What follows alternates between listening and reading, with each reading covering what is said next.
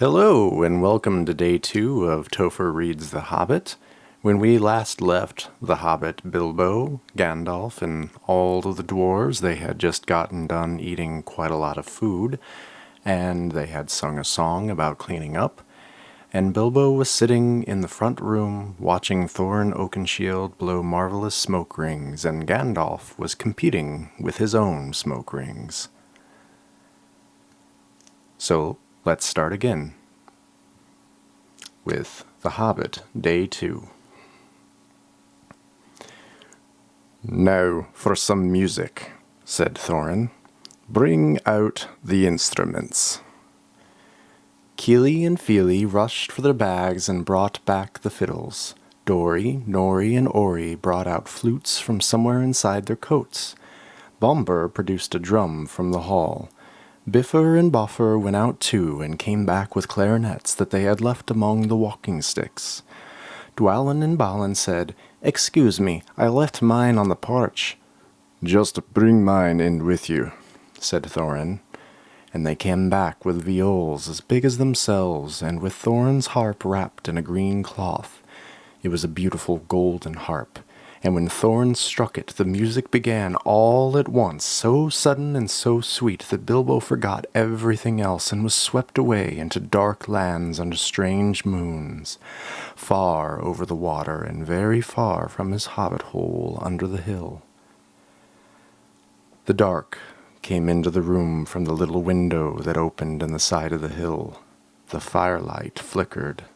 It was April, and still they played on while the shadow of Gandalf's beard wagged against the wall. The dark filled all the room, and the fire died down, and the shadows were lost, and still they played on. And suddenly first one and then another began to sing as they played, deep-throated singing of the dwarves in the deep places of their ancient homes. And this is like a fragment of their song, if it can be like their song at all without their music. Far over the misty mountains cold, to dungeons deep and caverns old, we must away ere break of day to seek the pale enchanted gold. The dwarves of yore made mighty spells, while hammers fell like ringing bells, in places deep where dark things sleep, in hollow halls beneath the fells, for ancient king and elvish lord. There many a gleaming golden hoard they shaped and wrought, and light they caught, to hide in gems on hilt of sword. On silver necklaces they strung, the flowering stars on crowns they hung. The dragonfire, in twisted wire, they meshed the light of moon and sun. Far over the misty mountains cold, to dungeons deep and caverns old, we must away ere break of day to claim our long-forgotten gold. Goblets they carved there for themselves, and harps of gold where no man delves. There lay they long, and many a song was sung unheard by men or elves. The pines were roaring on the height, the winds were moaning in the night. The fire was red, it flaming spread, the trees like torches blazed with light. The bells were ringing in the dale, and men looked up with faces pale. The dragon's ear, more fierce than fire, laid low their towers and houses frail. The mountains smoked beneath the moon. The dwarves, they heard the tramp of doom. They fled their hall to dying fall, beneath his feet, beneath the moon. Far over the misty mountains grim, to dungeons deep and caverns dim, we must away ere break of day to win our harps and gold from him.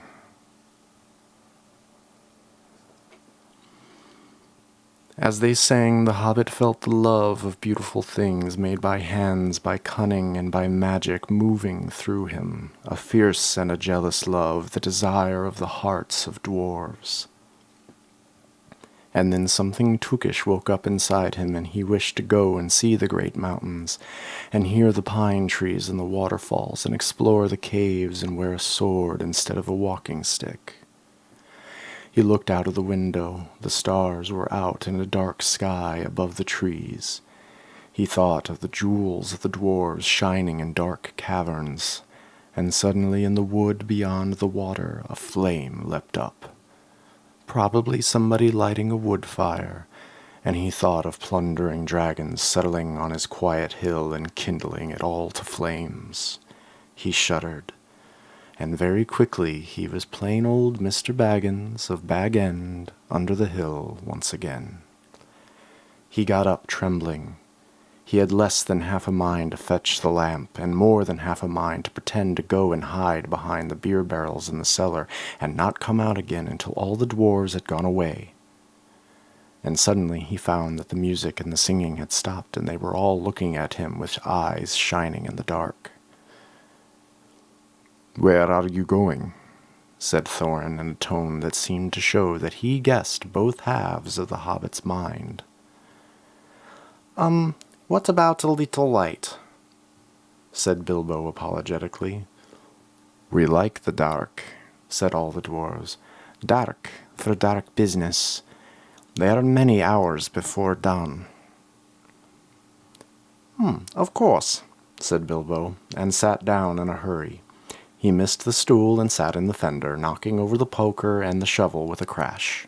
"Hush," said Gandalf. "Let Thorin speak." And this is how Thorin began. "Gandalf, dwarves, and Mr. Baggins, we are met together in the house of our friend and fellow conspirator, this most excellent and audacious hobbit. May the hair on his toes never fall out. All praise to his wine and ale." He paused for a breath and for a polite remark from the hobbit, but the compliments were quite lost on poor Bilbo Baggins, who was wagging his mouth in protest at being called audacious and, worst of all, fellow conspirator. Though no noise came out, he was so flummoxed. So Thorin went on. "We are met to discuss our plans, our ways, means, policy, and devices. We shall soon before the break of day start on our long journey, a journey from which some of us, or perhaps all of us, may never return. It is a solemn moment. Our object is, I take it, well known to us all, to the estimable Mr. Baggins, and perhaps to one or two of the younger dwarves. The exact situation at the moment may require a little brief explanation." This was Thorin's style. He was an important dwarf. If he had been allowed, he would have probably gone on like this until he was out of breath, without telling anyone there anything that was not known already. But he was rudely interrupted. Poor Bilbo couldn't bear it any longer. At "may never return," he began to feel a shriek coming up inside of him, and very soon it would burst out like a whistle of an engine coming out of a tunnel. All the dwarves sprang up, knocking over the table, and Gandalf struck a blue light on the end of his magic staff, and in its firework glare the poor little hobbit could be seen kneeling on the hearthrug, shaking like a jelly that was melting. And then he fell flat on the floor and kept on calling out, "Struck by lightning! Struck by lightning!" over and over again, and that was all they could get out of him for a very long time. So they took him and they laid him out on the way of a drawing-room sofa with a drink at his elbow, and then they went back to their dark business. "Excitable little fellow," said Gandalf, as they sat down again. "Gets funny, queer fits, but he is one of the best, as fierce as a dragon in a pinch." Now, if you have ever seen a dragon in a pinch, you will realize that this was only poetical exaggeration applied to any hobbit, even to Old Took's great-grand-uncle Bull Roarer, who was so huge, for a hobbit, that he could ride a full-sized horse. He charged the ranks of the goblins of Mount Graham in the Battle of the Green Fields, and knocked their king Golfimbol's head clean off with a wooden club, and it sailed 100 yards through the air and went down a rabbit hole. and in this way the battle was won and the game of golf invented at the same moment. In the meanwhile, however, Bull Roarer's gentler descendant was reviving in the drawing-room, and after a while and a drink he crept nervously to the door of his parlor, and this is what he heard, Gloin speaking. "Humph. Will he do you think? It is all very well for Gandalf to talk about Hobbit being fierce, but one shriek like that in a moment of excitement would be enough to wake the dragon and all of his relatives, and kill the lot of us. I think it sounded more like fright than excitement. In fact, if it had not been for the sign on the door, I should have been sure that we had come to the wrong house. As soon as I clapped eyes on the little fellow bobbing and puffing on the mat, I had my doubts. He looks more like a grocer than a burglar." And then Mr. Baggins turned the handle to the door and went in. The Took side had won out. He suddenly felt that he could go without bed and breakfast to be thought fierce. And as for little fellow bobbing on the mat, it almost made him quite fierce, really. Many a time afterwards the Baggins part regretted what he did just now, and he said to himself, "Bilbo, why were you a fool? You walked right in and put your foot in it." "Pardon me," he said, "if I have overheard words that you were saying. I don't pretend to understand what you are talking about, or your reference to burglars. But I think I am right in believing that you think I am no good. I will show you. I have no signs on my door. It was painted a week ago, and I am quite sure you have come to the wrong house. As soon as I saw your funny faces on the doorstep, I had my doubts. But treat it as the right one now. Tell me what you have done. Tell me what you want done, and I will try it. If I have to walk from here to the east of east and fight the wild wereworms in the last desert. I had a great-great-great-granduncle once Bull Roarer took, and—" Yes, but that was long ago," said Gloin. "I was talking about you, and I assure you that there is a mark on this door, the usual one in the trade, or it used to be, burglar, wants a job, plenty of excitement, and reasonable reward. That's how it usually read. You can say expert treasure hunter instead of burglar if you like. Some of them do. It's all the same to us. Gandalf told us that there was a man of the sort in these parts looking for a job at once, and that he had arranged for a meeting here this Wednesday tea time." "Of course there is a mark," said Gandalf. "I put it there myself for very good reasons. You asked me to find the 14th man for your expedition, and I chose Mr. Baggins. Just let anyone say I chose the wrong man or the wrong house, and you can stop at 13 and have all the bad luck you like, or go back to digging coal." He scowled so angrily at Gloin that the dwarf huddled back into his chair, and when Bilbo tried to open his mouth to ask a question, he turned and frowned at him and stuck out his bushy eyebrows, until Bilbo shut his mouth tight with a snap.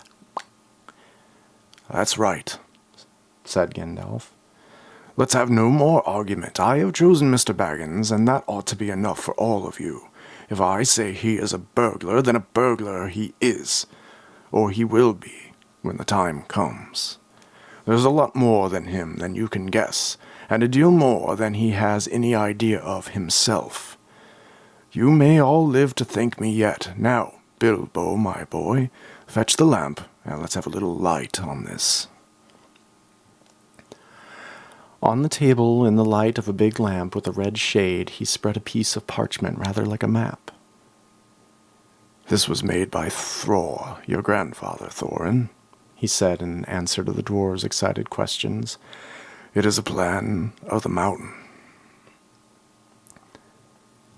"I don't see that this will help us much," said Thorin disappointedly after a glance. "I remember the mountain well enough and the lands about it, and I know where Mirkwood is, and the withered heath where the great dragons bred. There is a dragon marked in red on the mountain, but it will be easy enough to find him without that if we ever arrive there. There is one point that you haven't noticed," said the wizard, "and that is the secret entrance. You see that rune on the west side and the hand pointing to it from the other runes. That marks a hidden passage to the lower halls." "It may have been secret once," said Thorn, "but how do we know that it is secret any longer? Old Smog has lived there long enough now to find out anything that there is to know about the caves." "He may, but he can't have used it for years and years." "Why?" "Because it is too small. It is 5 feet high, the door, and in may 3 walk abreast through it, say the runes. But Smaug could not have crept into a hole that size, not even when he was a young dragon, and certainly not after devouring so many of the dwarves and the men of Dale." "It seems a great big hole to me," squeaked Bilbo, who had no experience of dragons and only of hobbit holes. He was getting excited and interested again, so that he forgot to keep his mouth shut. He loved maps, and in his hall there hung a large one of the country round, with all of his favorite walks marked on it in red ink. How could such a large door be kept secret from everybody outside, apart from the dragon? He was only a little hobbit now, you must remember. "In lots of ways," said Gandalf. "But in what way this one has been hidden we don't know without going to see. From what it says on the map, I should guess there is a closed door which has been made to look exactly like the side of the mountain. That is the usual dwarvish method. I think that is right, isn't it?" "Quite right," said Thorin. "Also, I forgot to mention that with the map went a key, a small and curious key. Here it is," he said, and he handed to Thorin a key with a long barrel and intricate wards made of silver. "Keep it safe." "Indeed I will," said Thorin, and he fastened it upon a fine chain that hung about his neck and under his jacket. "Now things begin to look more hopeful. This news alters them much for the better. So far we have had no clear ideas what to do. We thought of going east, and as quiet and careful as we could, as far as the Long Lake. After that, the trouble would begin." "A long time before that, if I know anything about the roads east," interrupted Gandalf. "We might go up there from along the river running," went on Thorin, taking no notice of Gandalf's words, "and so to the ruins of Dale, and the old town in the valley there under the shadow of the mountain. But we none of us liked the idea of the front gate. The river runs right out of it through the great cliff at the south of the mountain, and out of it comes the dragon too, far too often, unless he has changed his habits." "That would be no good," said the wizard. "Not without a mighty warrior, even a hero. I tried to find one, but warriors are busy fighting one another in distant lands, and in this neighborhood heroes are scarce, or they're simply not to be found. Swords in these parts are mostly blunt, and axes are used for trees, and shields as cradles or dish covers, and dragons are comfortably far off, and therefore legendary. That is why I settled on burglary, especially when I remembered the existence of a side door, and here is our little Bilbo Baggins, the burglar, the chosen and selected burglar. So now, let's get on and make some plans." "Very well then," said Thorin.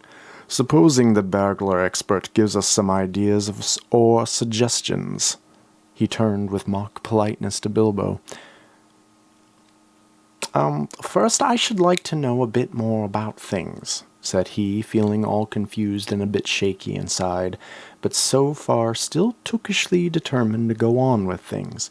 "I mean about the gold and the dragon and all that, and how it got there, and who it belongs to, and so on and further." "Bless me," said Thorin. "Haven't you got a map? And didn't you hear our song? And haven't we been talking about it all for these hours?" "All the same, I should like it all plain and clear," he said obstinately, putting on his business manner, which was usually reserved for people who tried to borrow money from him. and doing his best to appear wise and prudent and professional and live up to Gandalf's recommendation. Also, I should like to know about risks, out-of-pocket expenses, time required, and remuneration, and so forth. By which he meant, what am I going to get out of it, and am I going to come back alive? "Oh, very well," said Thorin. "Long ago, in my grandfather Thror's time, our family was driven out of the far north, and came back with all their wealth and tools to this mountain on the map. It had been discovered by my far ancestor Thrain the Old, but now they mined and they tunneled and they made huger halls and greater workshops. And in addition, I believe they found a good deal of gold and great many jewels too. Anyway, they grew immensely rich and famous, and my grandfather was king under the mountain again, and treated with great reverence by the mortal men who lived in the south, and were gradually spreading up the river as far as the valley overshadowed by the mountain. They built the merry town of Dale there in those days. Kings used to send for our smiths and reward even the least skillful most richly. Fathers would beg us to take their sons as apprentices and pay us handsomely, especially in food supplies, which were never bothered to grow or find for ourselves. Altogether, those were good days for us, and the poorest of us had money to spend and to lend and leisure to make beautiful things just for the fun of it. Not to speak of the most marvelous and magical toys, like of which is not to be found in the world nowadays. So my grandfather's halls became full of armor and jewels and carvings and cups, and the toy market of Dale was the wonder of the north. Undoubtedly, that was what brought the dragon. Dragons steal gold and jewels from men and elves and dwarves, wherever they can find them, and they will guard their plunder as long as they live, which is practically forever unless they are killed. And never they will ever enjoy even a single brass ring of it. Indeed, they hardly know a good bit of work from a bad, though they usually have a good notion of the current market value, and they can't make a thing for themselves, not even mend a little loose scale of their own armor. There were lots of dragons in the north in those days, and gold was probably getting scarce up there, with the dwarves flying south or getting killed, and all the general waste and destruction that dragons make going from bad to worse. There was a most especially greedy, strong, and wicked worm called Smaug. One day he flew up into the air and came south. The first we heard of it was like a noise of a hurricane coming from the north, and the pine trees on the mountain creaking and cracking in the wind. Some of the dwarves who happened to be outside, I was one of them luckily, a fine adventurous lad in those days, always wandering about, and it saved my life that day. And from a good way off we saw the dragon settle onto our mountain in a spout of flame. And then he came down the slopes, and when he reached the woods they all went up in a fire. By that time all the bells were ringing in Dale, and the warriors were arming. The dwarves rushed out of the great gate, but there was the dragon waiting for them, and none escaped that way. The river rushed up in steam, and a fog fell on Dale, and in the fog the dragon came on them and destroyed most of the warriors. The usual unhappy story. It was only too common in those days. And then he went back and crept in through the front gate and routed out all the halls and lanes and tunnels, alleys, the cellars, mansions, and passages. After that there were no dwarves left inside, and he took all their wealth for himself. Probably, for that is the dragon's way, and he has piled it all up in a great heap far inside and sleeps on it for a bed. Later, he used to crawl out of the great gate and come by night to Dale and carry away people, especially maidens, to eat. And until Dale was ruined and all the people dead or gone, he persisted. What goes on there now I don't know for certain, but I don't suppose anyone lives nearer to the mountain than the far edge of the long lake nowadays. The few of us that were well outside sat and wept in hiding and cursed Smaug, and they were unexpectedly joined by my father and my grandfather with singed beards. They looked very grim, but they said very little. And when I asked how they got away, they told me to hold my tongue, and said that one day in the proper time I should know. After that, we went away, and have had to earn our livings as best as we could up and down the lands, often enough sinking as low as blacksmith work, or even coal mining. But we have never forgotten our stolen treasure, and even now, when I allow we have a good bit laid by and are not so badly off. Here Thorin stroked the gold chain around his neck. We still mean to get it back, and to bring our curses home to Smaug if we can. I have often wondered about my father's and my grandfather's escape. I see now they must have had a private side door which only they knew about, but apparently they made a map, and I should like to know how Gandalf got a hold of it and why it did not come down to me, the rightful heir. I did not get a hold of it, I was given it, said the wizard. Your grandfather, Thror, was killed in the mines of Moria by Azog the Goblin. Curse his name, yes. And Thrain, your father, went away on the 21st of April 100 years ago last Thursday and has never been seen by you since. True. Well, your father gave me this to give to you, and I have chosen my own time and way for handing it over. You can hardly blame me, considering the trouble I had to find you. Your father could not remember his own name when he gave me the paper, and he never told me yours. So on the whole, I think I ought to be praised and thanked. Here it is. And he handed the map to Thorin. I don't understand, said Thorin, and Bilbo felt that he would have liked to say the same. The explanation did not seem to explain. Your grandfather, said the wizard slowly and grimly, gave me the map for his son, for safety, and before he went to the mines of Moria, your father went away to try his luck with the map after your grandfather was killed. And lots of adventures of a most unpleasant sort he had, but he never got near the mountain. How he got there I don't know, but I found him a prisoner in the dungeons of the Necromancer. Whatever were you doing there? Asked Thorin with a shudder, and all the dwarves shuddered. Never you mind. I was finding things out, as usual, and a nasty dangerous business it was. Even I, Gandalf, only just escaped. I tried to save your father, but it was too late. He was witless and wandering, and had forgotten almost everything except the map and the key. We have long ago paid the goblins of Moria, said Thorin. We must give a thought to the Necromancer. Don't be absurd. He is an enemy far beyond the powers of all the dwarves put together if they could all be collected again from the four corners of the world. The one thing your father wished was for his son to read the map and to use the key. The dragon and the mountain are more than big enough tasks for you.